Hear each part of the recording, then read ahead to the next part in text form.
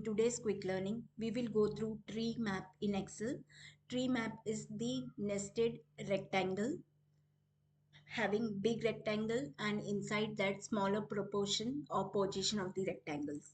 So set of data having source and visit, select that, go to insert, under recommended chart, you will go for all chart and we can see option as tree map, which look like this. Okay, and select that and okay. In this way, tree map chart is created, and here we can see the maximum big size rectangle is for Google, which value is 250. Facebook, if you want to add the data labels to this rectangle, then you can add through here.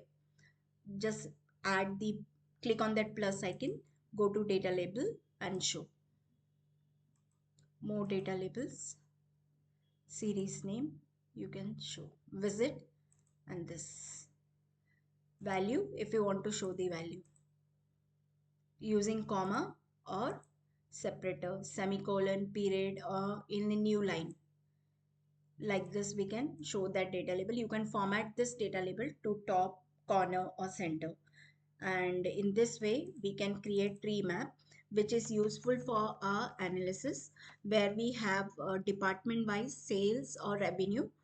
The maximum, the larger rectangle will represent the data of the profit and the smaller one will be the less profit. Okay, and this way we can create a tree map in Excel. Thank you for watching.